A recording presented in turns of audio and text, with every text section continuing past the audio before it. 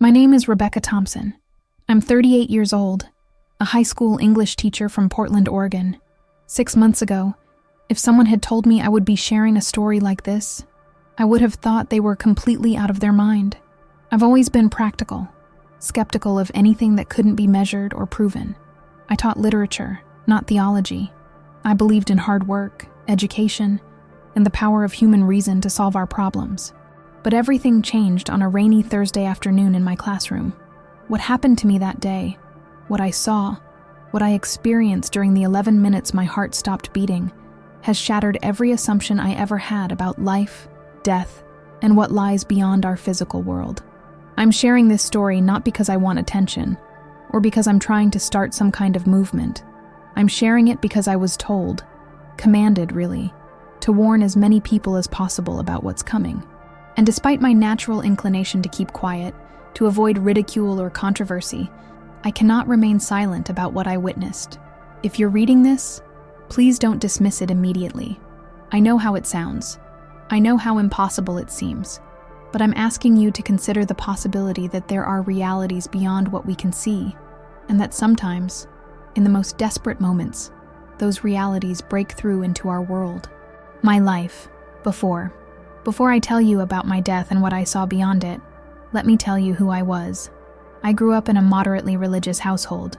We attended church on major holidays, said grace at family dinners, but faith was more of a cultural tradition than a living reality. My parents were good people who taught me to be kind and responsible, but we didn't talk much about God or eternity or the deeper questions of existence. I excelled in school, went to college on an academic scholarship, and threw myself into my career as an educator. I loved teaching, loved watching students discover the power of language and literature. I met my husband David in graduate school. He's a research scientist, as rational and evidence-based as I was. We had what I thought was a perfect life, a nice house, good jobs, plans for the future. If pressed, I would have said I believed in God, but it was more of an intellectual concept than a personal relationship. I respected people of faith, but didn't really understand what they meant when they talked about prayer or divine guidance. I thought religion was mostly about comfort and community, valuable things certainly, but not necessarily connected to any ultimate truth about reality. I was the kind of person who rolled my eyes at testimonies and miracle stories. I believed in science, in progress, in humanity's ability to figure things out. I thought people who claimed to have spiritual experiences were either deluded, lying, or suffering from some kind of psychological condition. Looking back now, I can see that I was spiritually hungry without even knowing it. I was searching for meaning and purpose, but I was looking in all the wrong places, in my career achievements, in my relationships, in my plans for the future. I had no idea that the answers I was seeking were waiting for me on the other side of death. The day everything changed. October 15th started like any other Thursday. I arrived at Lincoln High School with my usual stack of papers to grade and a cup of coffee that was already cold. The autumn rain drummed against the classroom windows as my AP literature students filed in for our discussion of Dante's Inferno, which, in retrospect, seems almost prophetic. We were deep into analyzing the symbolism of light and darkness in Dante's vision when I felt the first symptoms. At first, it was just a strange fluttering in my chest, like butterflies made of electricity. I paused mid-sentence, put my hand over my heart, and tried to breathe deeply. "Mrs. Thompson, are you okay?" asked Melissa, one of my brightest students. I forced a smile. "Just need a moment," I said. But even as the words left my mouth, I knew something was seriously wrong. The fluttering became a hammering, then an irregular stuttering that made me gasp. The room began to spin. Colors became too bright, then faded to gray at the edges of my vision. I reached for my desk to steady myself, but my legs gave out and I collapsed to the floor. The last thing I heard was the sound of chairs scraping and students screaming my name. Then everything went quiet. The transition death, I discovered, is nothing like what we imagine. There was no tunnel of light, no life flashing before my eyes, at least not at first. Instead, there was simply a moment of perfect stillness, like the pause between lightning and thunder. I found myself standing in my classroom, but everything was different.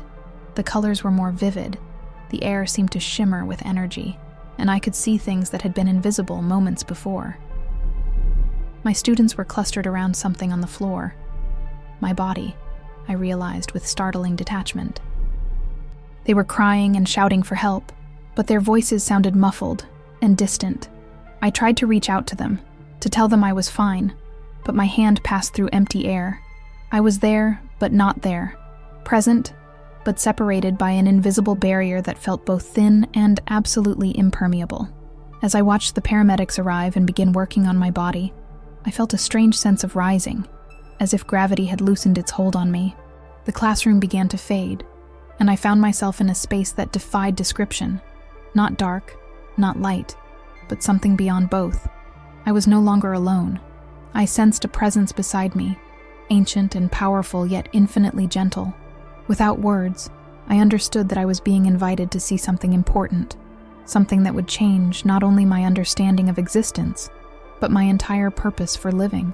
The encounter with Jesus. As I moved through that space between worlds, the presence became more defined, more personal.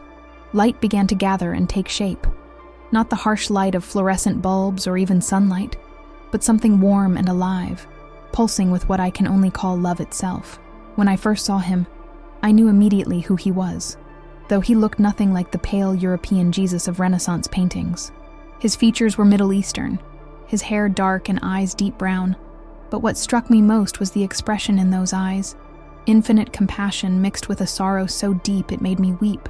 He was beautiful beyond description, not in a physical sense, but in a way that encompassed beauty, truth, and goodness, all at once. When he looked at me, I felt completely known. Every secret, every failure, every moment of selfishness or pride, yet completely loved at the same time. "Rebecca," he said, and my name on his lips sounded like coming home after a lifetime of wandering. "Welcome, my daughter." I wanted to fall at his feet, to apologize for my doubts, my indifference, my self-sufficient life that had left so little room for him.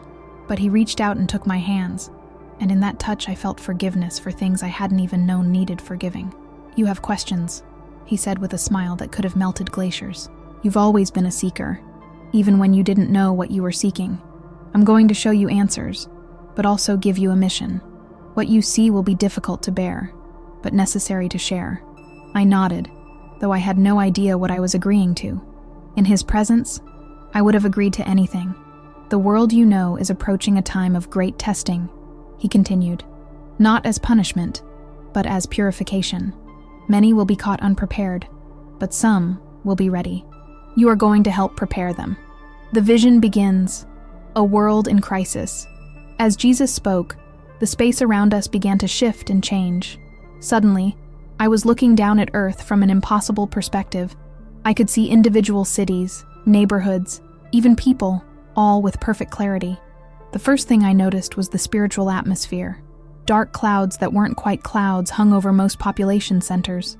Not weather, but something more like condensed despair, anger, and fear.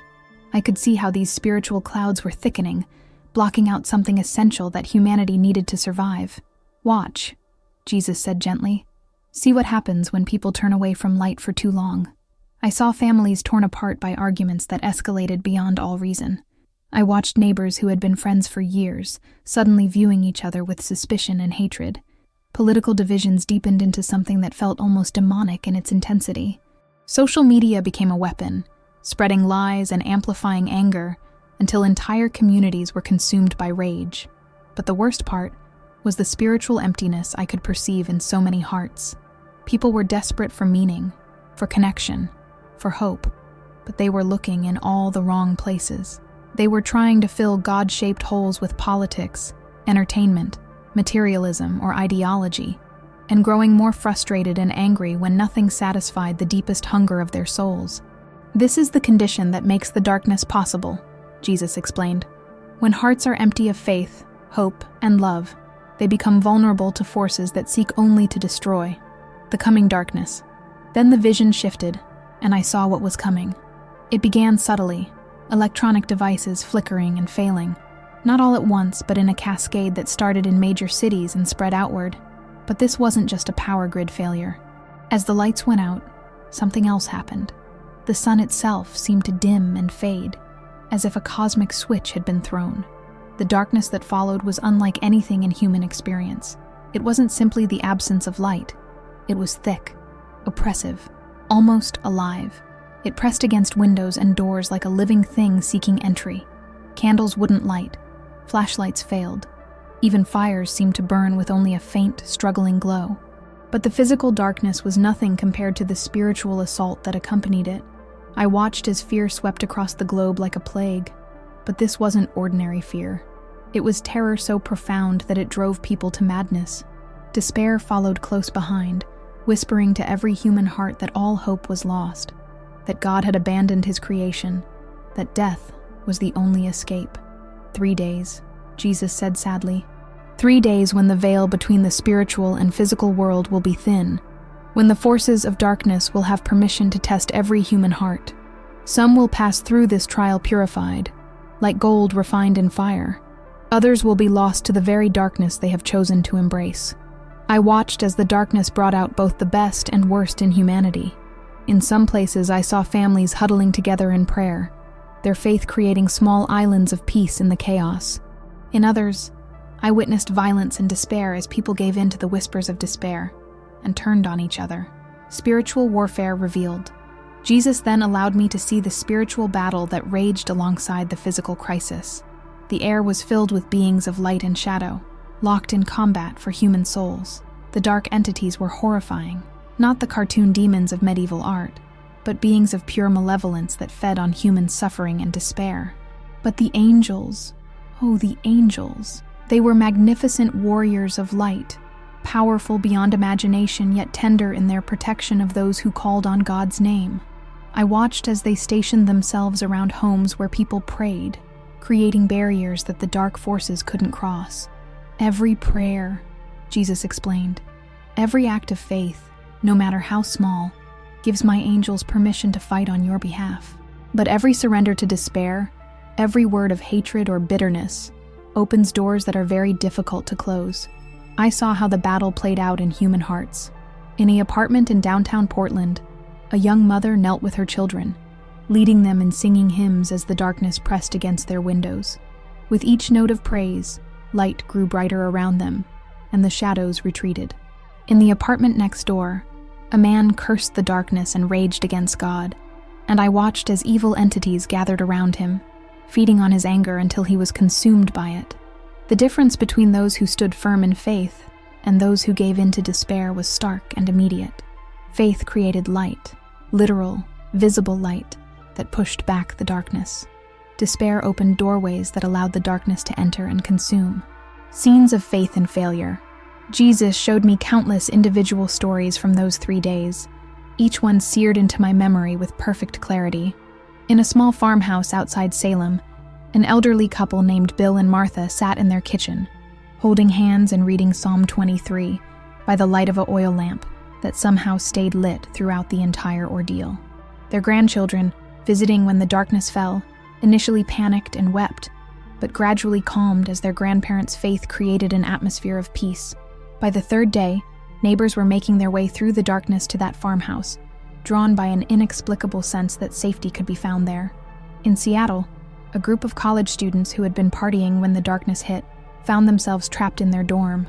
At first, they joked and made light of the situation, but as hours passed and the oppressive nature of the darkness became clear, panic set in.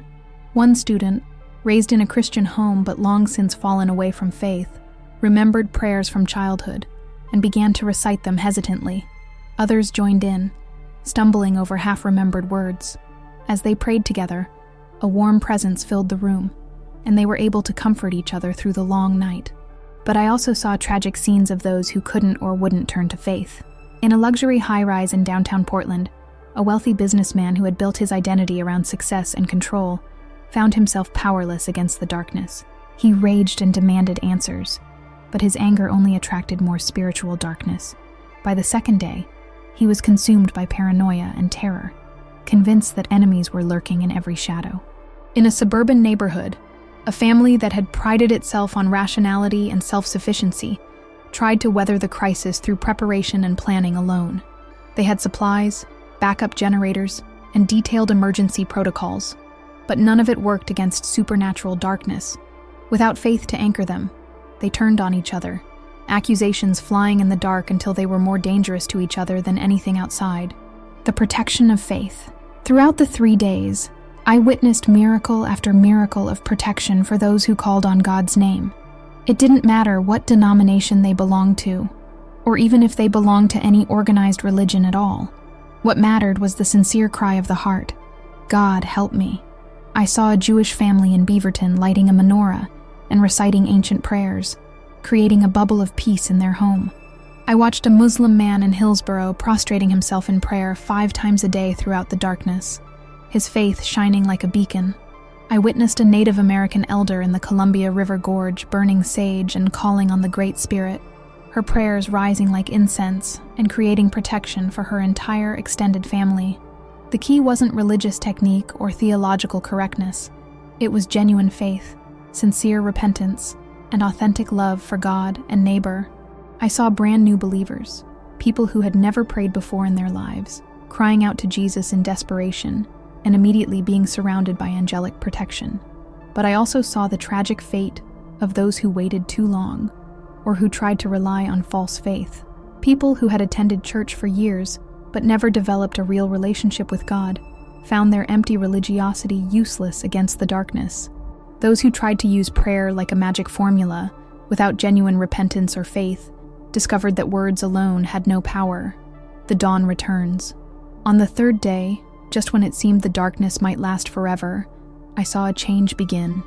It started subtly, the oppressive weight of the spiritual darkness beginning to lift, the whispers of despair growing fainter. Those who had maintained their faith throughout the ordeal sensed it first. Dawn was coming. The return of light wasn't gradual like a normal sunrise. Instead, it burst forth all at once, as if a cosmic veil had been suddenly pulled away.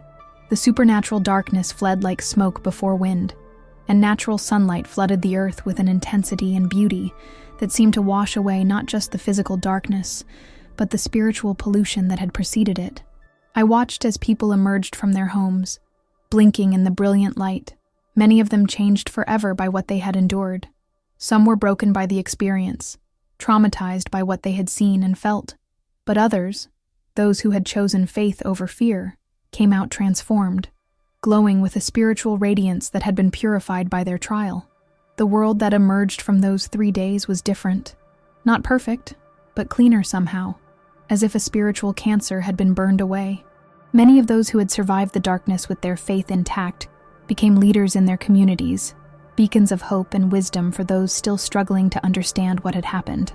Churches that had been nearly empty before the darkness now overflowed with people hungry for truth and genuine spiritual connection. Families that had been divided by petty arguments came together in recognition of what really mattered. Communities that had been torn apart by political and social divisions began to heal as people realized their common humanity and shared need for something greater than themselves.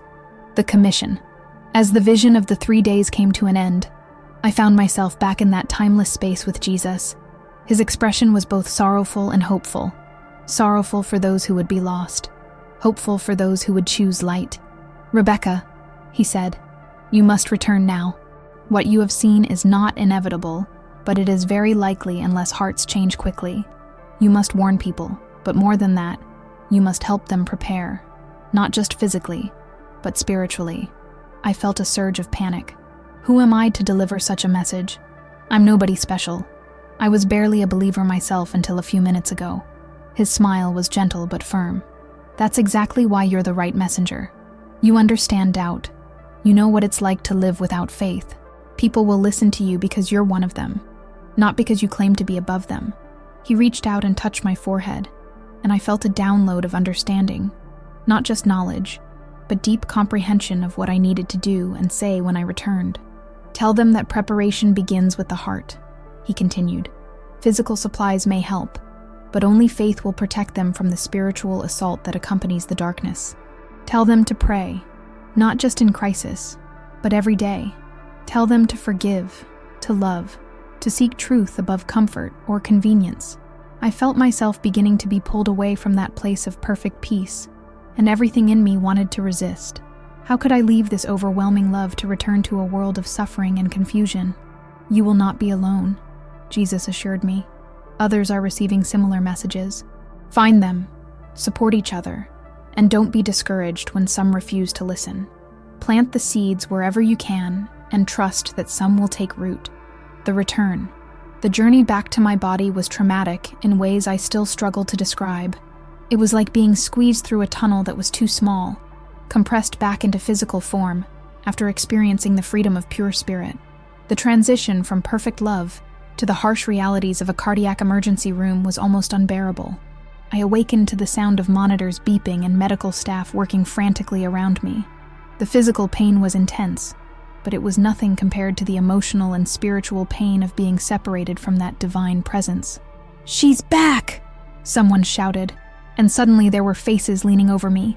Doctors, nurses, and eventually my husband David, his eyes red with tears and terror. The doctors called my recovery miraculous. I had been clinically dead for 11 minutes, far longer than should have been possible without severe brain damage. My heart had stopped completely, showing no electrical activity whatsoever. Yet here I was, not only alive but mentally clear and rapidly healing. But they had no explanation for what I had experienced during those 11 minutes. When I tried to tell them about my visions, they attributed it to hallucinations caused by oxygen deprivation, a reasonable explanation from their perspective, but one I knew was completely inadequate. Sharing the message, the decision to go public with my story was not easy.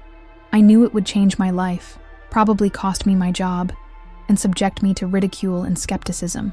I spent weeks praying, researching, and seeking guidance before I was certain that this was what God wanted me to do. I started small, sharing my experience with close friends and family members. The responses varied. Some believed me completely, others were politely skeptical, and a few suggested I seek psychiatric help.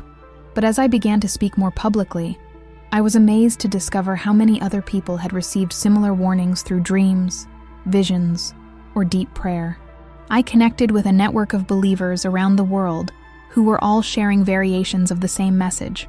A time of great spiritual testing is coming, and humanity needs to prepare not just practically, but spiritually. We weren't trying to start a new religion or claim special authority. We were simply fulfilling the commission we had been given. The response has been overwhelming. Thousands of people have reached out to share their own spiritual experiences, their fears about the world's direction, and their desire to be ready for whatever is coming. Many have begun to take their faith seriously for the first time in years, gathering with others to pray and study scripture. But I've also faced significant opposition. I've been called everything from a fraud to a dangerous fanatic. Some religious leaders have embraced my message, while others have condemned it. Academic colleagues have distanced themselves, and I've faced pressure to keep my beliefs separate from my professional life. Through it all, I've held on to the certainty of what I experienced, and the conviction that the message is more important than my personal comfort or reputation. The signs are already here. As I write this, 8 months after my near-death experience, I can see signs that the time of testing is approaching. The spiritual darkness I witnessed in my vision is already spreading. Families and communities are being torn apart by hatred and division that goes beyond ordinary political disagreement. I see the supernatural despair settling over more and more people, driving them to destructive behaviors and thoughts. Mental health crises are spiking worldwide. Suicide rates are climbing. Violence is increasing not just in frequency, but in senselessness and brutality. At the same time, I'm seeing the positive signs Jesus showed me. People awakening to spiritual hunger they didn't know they had, coming together across denominational and cultural lines to pray and seek truth. Revival is breaking out in unexpected places, often led by ordinary people who have had their own encounters with the divine. The question is whether the forces of light can grow strong enough, quickly enough, to be ready for the coming test. And that depends largely on how many people are willing to take this warning seriously and begin preparing their hearts. A call to preparation. I'm sharing my story not to create panic, but to inspire preparation, the right kind of preparation. Yes, it's wise to have some physical supplies stored up, but that's not the most important thing. The most crucial preparation is spiritual.